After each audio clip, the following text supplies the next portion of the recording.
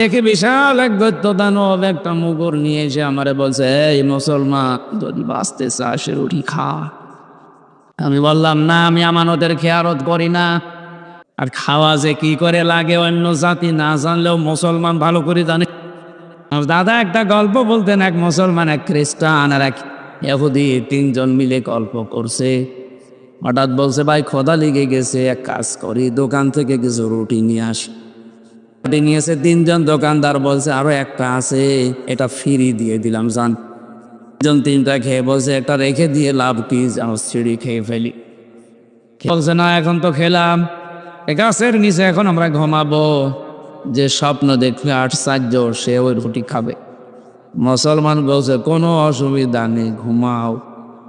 যখন সবাই ঘুমিয়েছে, ও মিঠে রুটি খেয়ে একেবারে আরামে ঘুমায়। খ্রিস্টান ওইটা বলছে, কোথায়? বলছে, এই তো, ওঠো, রুটি আমার ভাগ্যে চলে এসেছে।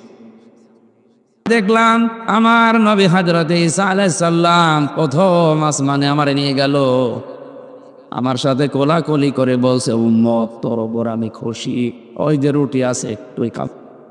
নবী যখন এত বড় উঁচু জায়গায় নিয়ে আমার সাথে বুকে বুক মিলিয়ে বলেছে, রুটি আমার, রুটি আমারে দিয়ে দেন। ইহুদি বলছে, তোমার স্বপ্ন হইলো? তুমি তো শুধু প্রথম আসমান, আর আমার নবী মুসা নবী আমার স্বপ্নে ডাক দিয়ে বুকে জড়িয়ে কপালে চুমা দিয়ে বলছে, উম্মত, তোর ওপরে আমি খুশি, ওই যে রুটি আছে, তুই খাবি। আমি তো তোমার অনেক উপরে গেছি। যিনি মুসা নবী, হযরতে মুসা আল্লাহর সাথে কথা বলতেন, এত বড় কালিমুল্লাহ নবী, তিনি যখন নির্দেশ দিয়েছে রুটি আমার, রুটি আছে। এরা দুইজন মিলে মুসলমানকে তোলে, কিন্তু তো ওঠে না, সে ঘুমাচ্ছে। ওরে যখন চিমটি দিয়ে তুলেছে, বলছে, কি গম ভাঙিয়ে দিলে? এবারে গম ভাঙাবো না মানে, রুটি তো আমাদের হয়ে গেছে। তোমাদের স্বপ্ন আমি ঘুমের ভেতরে শুনেছি। আমার স্বপ্ন জানো? তোমরা যখন ঘুমিয়ে বিভোর, দেখে বিশাল এক দৈত্যদানব একটা মুগুর নিয়ে এসে আমারে বলছে, এই মুসলমান, যদি বাঁচতে চাস রুটি খা।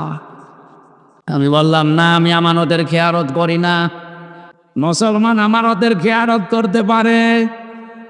আরো জোরে। আমানতের খেয়ানত বলতে আপনি কি বোঝেন?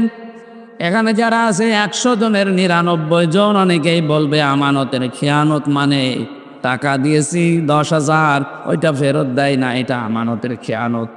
এটা তো একটা পয়েন্ট গেল।